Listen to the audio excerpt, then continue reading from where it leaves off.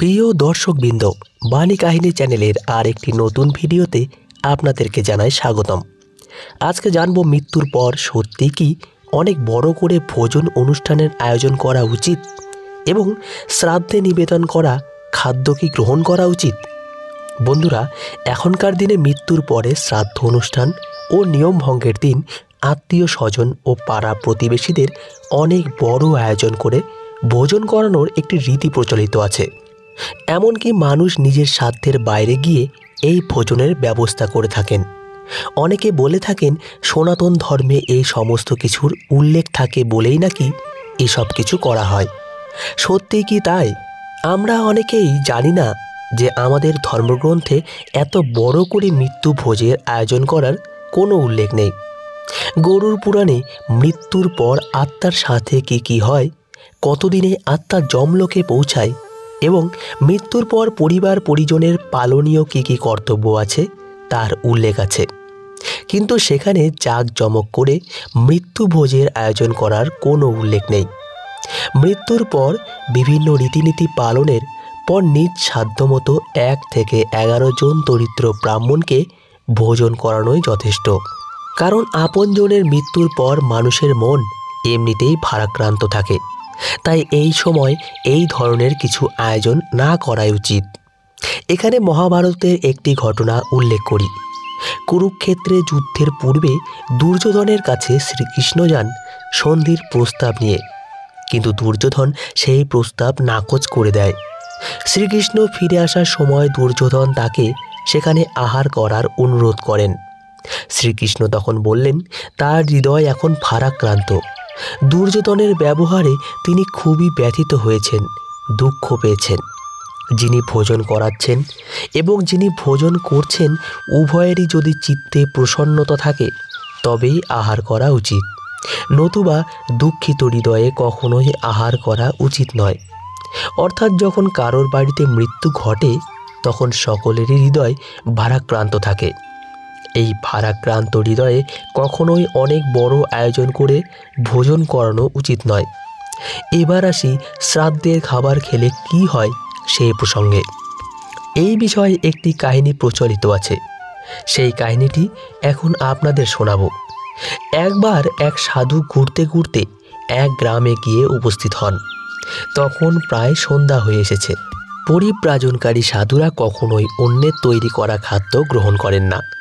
সেই সাধু সেই গ্রামে একটি মন্দির দেখতে পেলেন এবং সেখানে আশ্রয় নিলেন। সাধু যখন ওই মন্দিরের বাইরে বসে বিশ্রাম নিচ্ছিলেন তখন সেই মন্দিরের পুরোহিত তাকে দেখতে পান এবং তাকে বলেন, আপনি নিশ্চয়ই ক্ষুধার্ত, আসুন কিছু খাবার গ্রহণ করুন।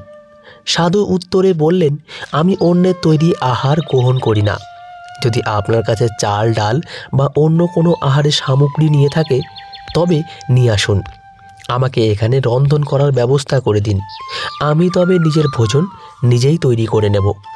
পুরোহিতের তাকে দেখে ভালো লাগলো। তিনি তাকে কিছু চাল ডাল আলু দিয়ে রন্ধনের ব্যবস্থা করে দিয়ে তাকে বললেন, এগুলো দিয়ে আপনি আপনার আহার করুন এবং রাতে এই মন্দিরের ভিতরে বিশ্রাম নিন। এই বলে পুরোহিত তার গৃহের উদ্দেশ্যে রওনা দিলেন। সাধু সেখানে পুরোহিতের দেওয়া চাল ডাল দিয়ে নিজের আহার তৈরি করে রাতের খাবার খেয়ে মন্দিরের মধ্যে ঘুমিয়ে পড়লেন। অনেক রাতে হঠাৎ সাধুর ঘুম ভেঙে গেল। মন্দিরের প্রদীপের অল্প আলোয় সাধু দেখলেন মায়ের অঙ্গে মূল্যবান সব অলংকার রয়েছে। তখন সেই সাধু ভাবলেন, এত অমূল্য সব গয়নাগাটি মন্দিরের কোনো কাজেই লাগবে না, আমার তো কিছুই নেই, আমি বরং এই গয়নাগুলো নিয়ে নেই। এই ভেবে সাধু মন্দিরের মায়ের বিগ্রহ থেকে গয়নাগাটি এক এক করে খুলে নিজের ঝোলায় ঢুকিয়ে নিলেন। তারপর নিজের বিছানাপত্র গুটিয়ে রেখে সাধু বাবা সেখান থেকে চলে গেলেন। এরপর প্রতিদিনের মতো পরের দিনও ভোরবেলা পুরোহিত এসে যখন মন্দিরের দ্বার খুললেন তখন তিনি দেখলেন মায়ের গায়ে একটিও গয়না নেই। তারপর সেই সাধু বাবার খোঁজ করতে গিয়ে দেখলেন সাধু বাবা নেই, কেবল তার বিছানাপত্রগুলো সেখানে রয়েছে। তখন পুরোহিত মশাই চিৎকার শুরু করে দিলেন। তার চিৎকার শুনে সকল গ্রামবাসী সেখানে এসে উপস্থিত হয়। সম্পূর্ণ বৃত্তান্ত শোনার পর গ্রামবাসীরা লাঠি বাঁশ ইট নিয়ে সাধুকে খুঁজতে লাগলো। এদিকে সাধুও সেই অলংকার নিয়ে প্রাণপণে ছুটতে আরম্ভ করেন। কিন্তু ভোরবেলা যে কোনো সাধারণ মানুষের মতোই তারও মলত্যাগের বেগ আসে। এক পুকুরের কাছে গিয়ে তিনি মলত্যাগ করেন। মলত্যাগের পর গয়না ভর্তি ঝোলাটির দিকে নজর পড়লে তিনি চমকে যান এবং ভাবেন, এমন কাজ আমি কি করে করলাম? একজন সাধু হয়ে ত্যাগের জীবন বেছে নিয়েছি, অথচ আমি মায়ের গয়না চুরি করলাম। কিন্তু কেন এমন করলাম? তারপর তিনি নিজেকে বোঝালেন যে যা হবার হয়ে গেছে, কিন্তু এবার তাকে ফিরে গিয়ে এই গয়নাগুলো সেই স্থানে ফিরিয়ে দিয়ে আসবেন। এতে যদি তার প্রাণ চলে যায় তো যাক, এই পাপের বোঝা তিনি বয়ে বেড়াতে পারবেন না।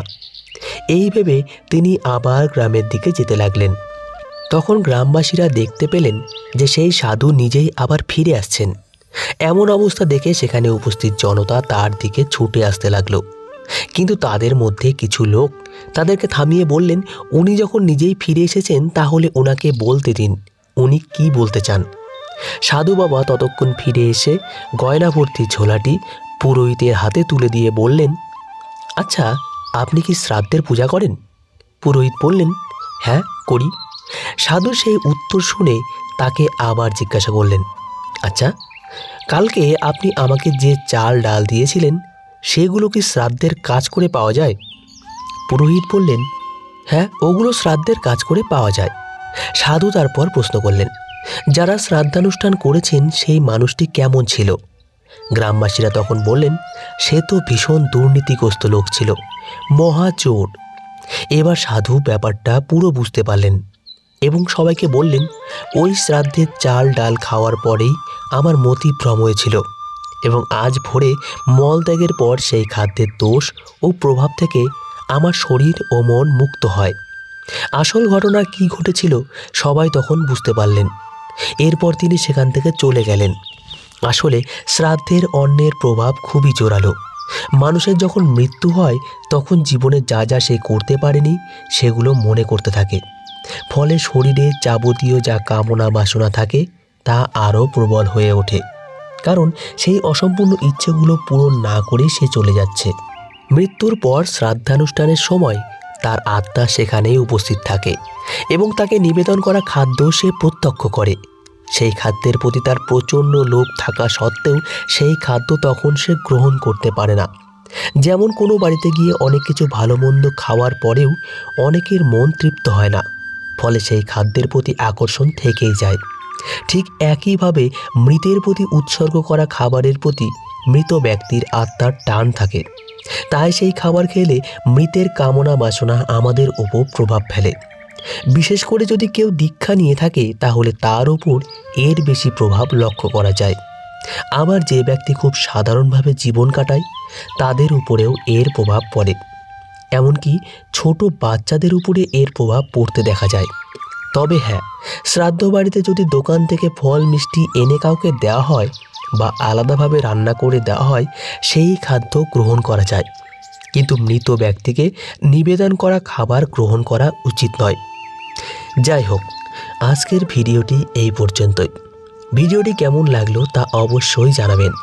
দয়া করে কেউ খারাপ মন্তব্য করবেন না। সকলে ভালো থাকবেন। ধন্যবাদ সকলকে।